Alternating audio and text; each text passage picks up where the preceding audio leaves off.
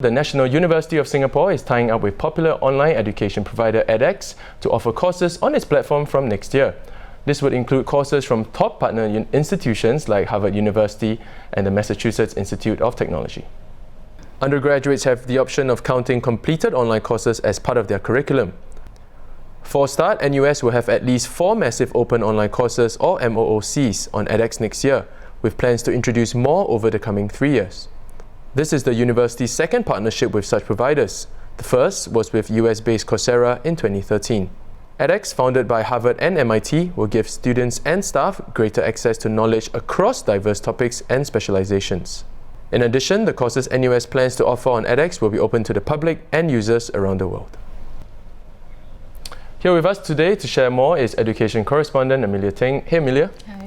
Now welcome to the show. Now Amelia, let's get straight into it. Tell us about some of the new courses that would be available on edX. So NUS is offering 4 new courses. So far 4. They have plans to offer more over the next 3 years. But for the start, there will be a computing course.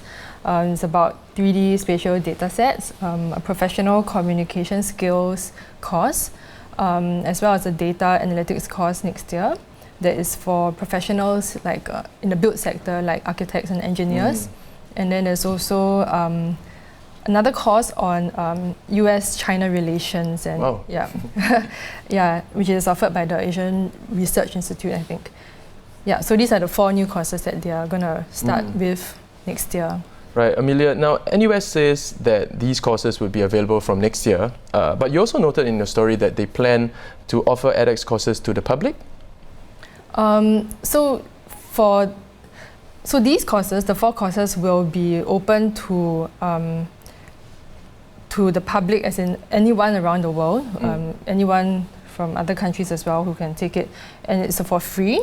They're called massive open online courses, or for short MOOCs, and they're usually free unless you want to earn a certificate, and then there's some sort of a small cost fee, a few hundred.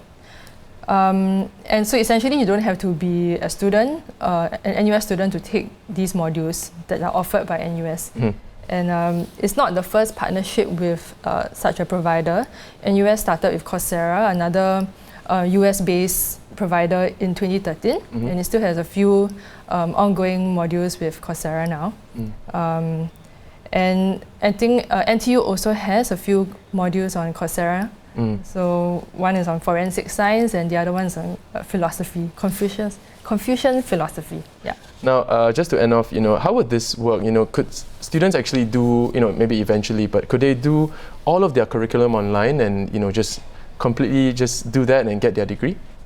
So no, not really. Yeah, if that's Still can't escape from the traditional university. There's no way these online learning modules could bypass traditional universities. So there's still a limit of up to 4 modular credits an NUS student can take using these edX courses.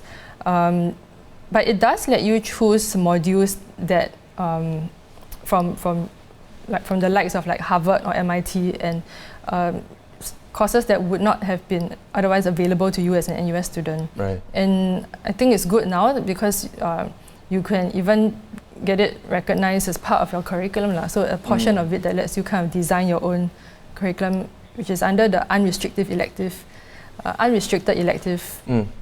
portion. Yeah. Right. Yeah. So very exciting stuff. Yeah. So it's part of this whole wave of MOOCs that started in 2011 and gotten more popular since then. And the idea was that these online modules offered by elite universities would disrupt traditional higher education by making it more widely accessible to people around the world, especially those who are poorer or underprivileged in some parts of the world. But actually, studies have shown that it did not really work that way, and in the end, the modules, these courses, end up having a different audience. And the people who took up these modules tended to be your typical university graduate who already had a degree and who are very highly motivated learners anyway. So now they have kind of like quietly evolved over the last few years, and now MOOCs are more targeted for people like uni students who want to learn something else beyond what they have in their home universities, or for adult learners who are trying to pick up a particular skill to help them in their career. Be like cybersecurity, data analytics, which are all the hot things now. Right. Thanks, Amelia, for sharing more with us. I think there's certainly a lot to look forward to in the future. Now, if you'd like to read the full story, head over to straitstimes.com.